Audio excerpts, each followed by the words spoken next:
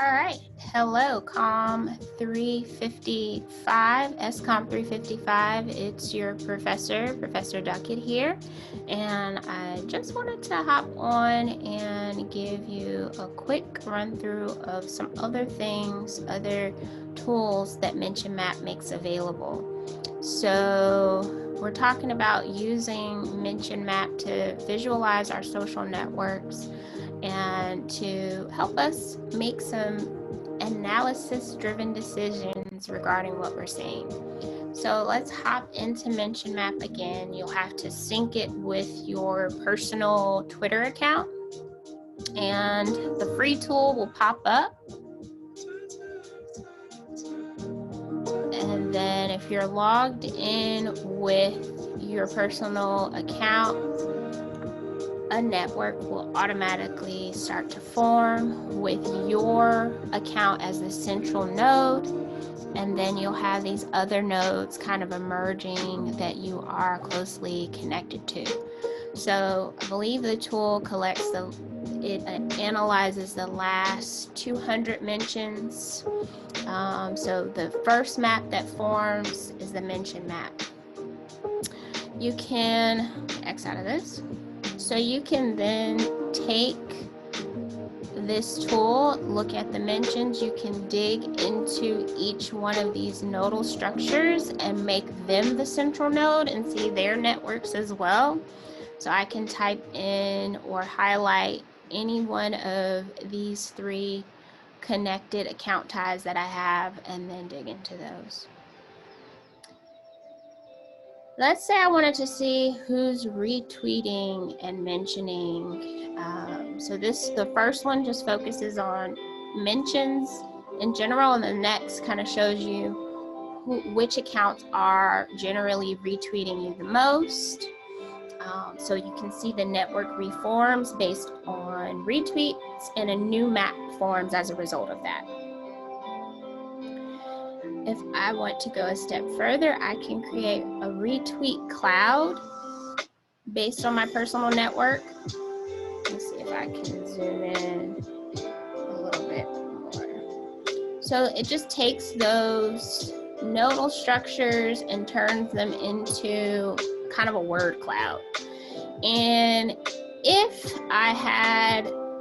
I was doing this for, say, a larger scale account, I think, let's see, let's try NASA. Search NASA.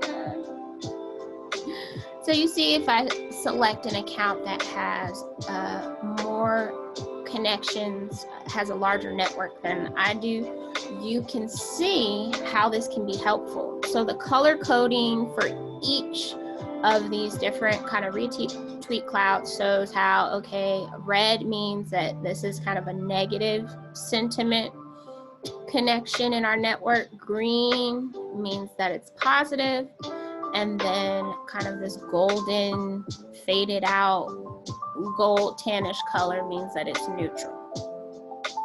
So if you wanted to analyze a larger network, you could put something like this together.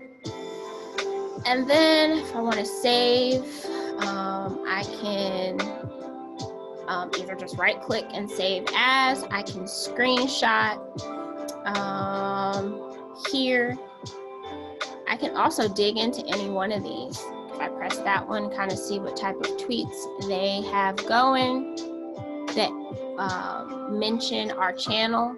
I can use, say, there are channels that have negative sentiment and I want to dig into that a little bit more. I can hover over it, learn more about the channel, and also expand it just to see what I'm looking at here.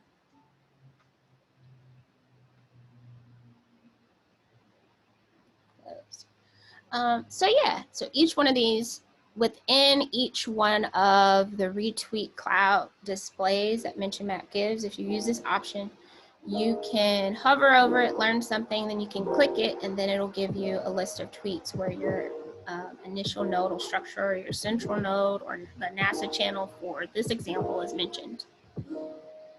So I just wanted to jump on here really quick and share some other things that you can do using Mention Mapp.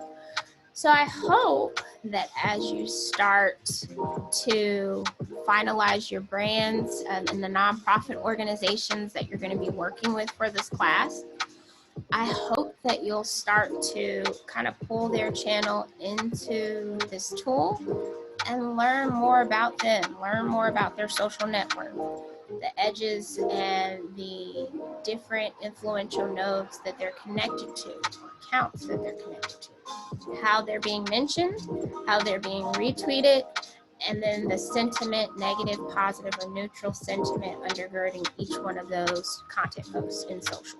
All right, so have fun. Happy social networking.